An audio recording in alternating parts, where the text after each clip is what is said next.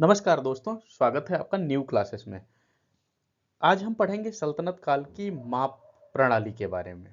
कौन से माप यंत्र प्रयोग होते थे, कैसे दूरी नापी जाती थी, कैसे ईंटों की माप की जाती थी, कैसे बिल्डिंग की ऊंचाई देखी जाती थी, या कैसे लेन देन की प्रक्रियाएं चलती थी। इससे पहले हमने 2 लेक्चर अपलोड किए हैं।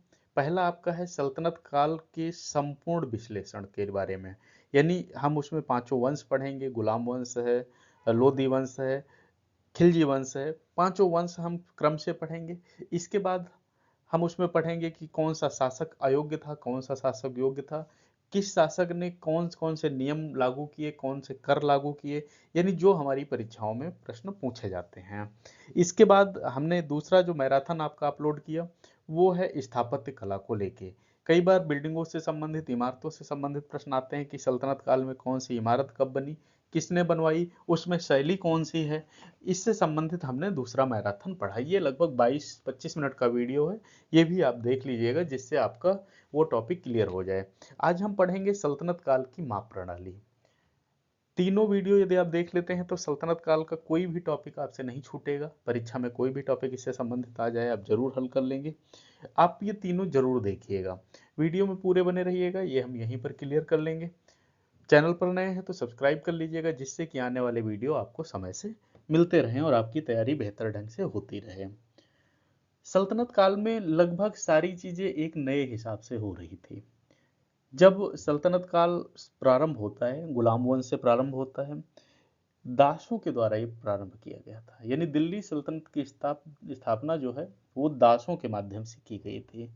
भाई सबसे पहले जब हमारे यहाँ पृथ्वीराज चौहान से युद्ध होते रहे, युद्ध के बाद से जब हम थोड़ा आगे बढ़े तो धीरे धीरे शासक बनना शुरू हुए।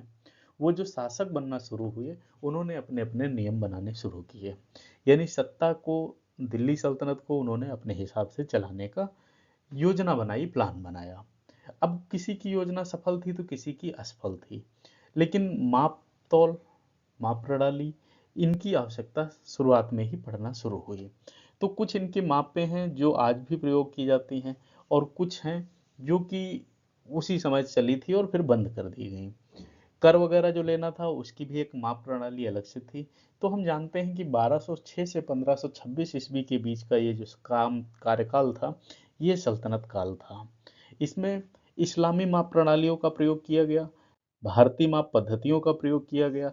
कुछ पद्धतियां आज भी चलती हैं, जैसे गज। गज आज भी चलता है। यह सबसे आम माप प्रणाली थी, माप इकाई थी। भूमि मापन तथा इमारतों की ऊंचाई, चौड़ाई और लंबाई निर्धारित करने में उपयोग की जाती थी। आप आज भी सुनते होंगे इतने गज का प्लाट है, इतने गज का मकान है। तो ये माप इकाई थी जो कि भूमि मापन में प्रयोग की जाती थी। एक गज जो है वो लगभग 33 से 36 इंच के बराबर होता था। एक गज की जो माप थी कितनी थी, 33 से 36 इंच के बराबर। भारत में यह इकाई मुगलों और ब्रिटिश काल तक भी प्रचलित रही है। इसके बाद आता है जरीब। जरीब क्या है? यह एक प्रकार की मापने की रस्सी थी जिसका उपयोग भूमि मन नापने के लिए किया जाता है।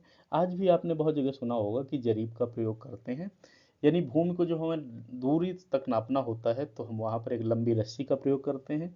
यानी लेआउट तैयार करने के लिए प्रयोग किया जाता था उस टाइम पर। पूरी किले की इससे संरचना बनाई जाती थी। अब देखिए छोटी गज है, छोटा छोटा इकाई है, तो उससे इतना लंबा तो नहीं नाप सकते हैं, इसीलिए हमने जरीब का प्रयोग वहाँ पर शुरू किया था। फिर आता है हाथ। हाथ आज भी जानते होंगे आप। यह मापने की एक प्राचीन पद्धति थी जो कोहनी के माध्यम से उंगली तक की लंबाई के बराबर की होती थी। कोई भी चीज कितनी लंबी है, कितनी बड़ी है, उसको हम नाप के बताते थे कि ये 6 हाथ की है, 5 हाथ की, 3 हाथ की है। यह भी एक नापने की इकाई होती थी। एक हाथ लगभग 18 से 22 इंच के बीच का माना जाता था। इंच आज की इकाई है, ब्रिटिश की इकाई है। इससे पहले हम हाथ में चीजें नापते थे। इस माप का उपयोग विशेष रूप से स्तंभों, दरवाजों और मेहराबों की ऊंचाई तय करने के लिए किया जाता था। जैसे कहते हैं ना कि ये दरवाजा जो है ये कितना ऊंचा है। जैसे कहते हैं कि इस दरवाजे की ऊंचाई कितनी है या इस दरवाजे के बीच की दूरी कितनी है, तो हम कैसे नापते हैं?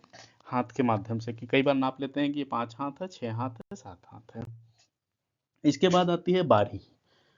बारी भी एक यंत्र था। यह छोटा मापक यंत्र था जो पत्थरों और ईंटों के आकार को निर्धारित करने में प्रयोग किया जाता था।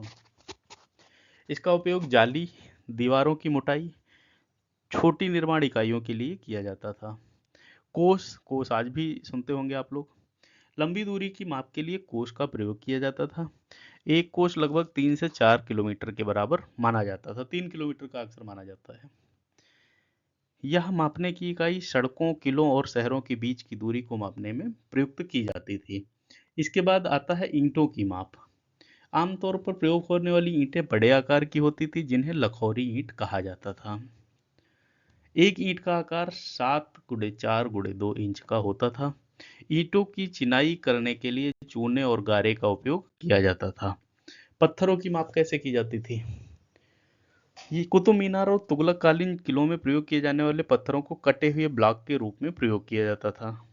पत्थरों की मोटाई और आकार को हाथ और गज के आधार पर नापा जाता था। ऐसे देख लेते थे कौन सा पत्थर कितने हाथ का है या कितने गज का है, उस हिसाब से नापते थे।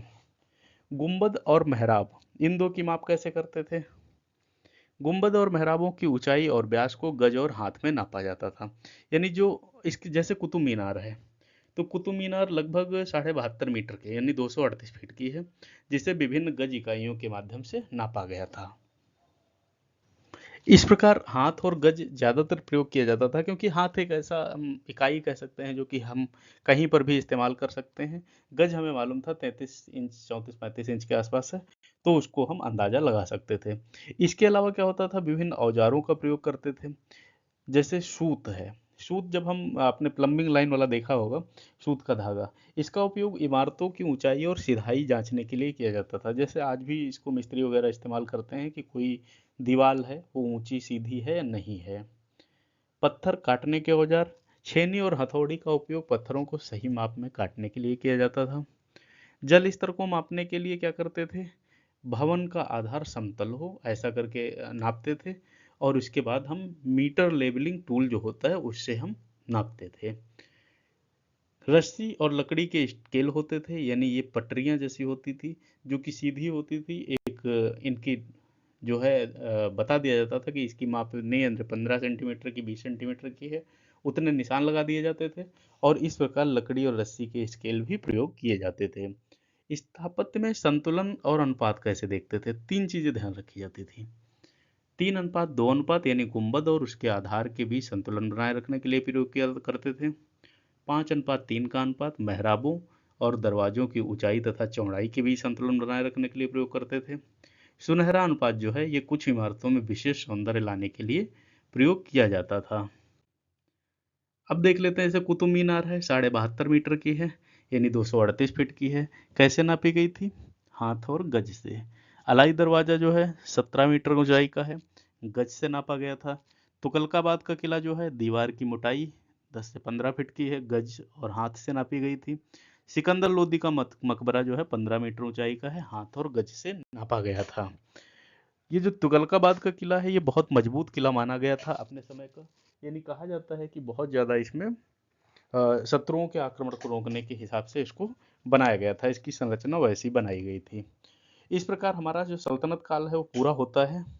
सल्तनत काल के बारे में हमने पूरा पढ़ लिया है, पांचों काल हमने पढ़े हैं, स्थापत्य कला हमने पढ़ी है, माप तौल की इकाइयां हमने पढ़ी हैं, यानी सल्तनत काल हमने कंप्लीट कर लिया है।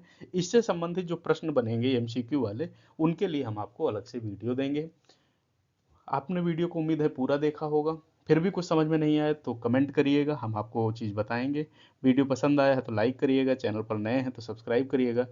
बहुत मेहनत लगती है चीज़ों को खोज कर लाने में। वैसे तो आपको यूट्यूब पर हज़ारों वीडियो इससे संबंधित मिल जाएंगी, लेकिन सटीक जानकारी बहुत कम वीडियो में मिलती है। इसलिए हमारी कोशिश ये रहती है कि आप तक एक सटीक जानकारी पहुंचाई जाए। वीडियो पूरा देखने के लिए धन्यवाद। मिलते हैं अगले वीडियो में। धन्यवाद।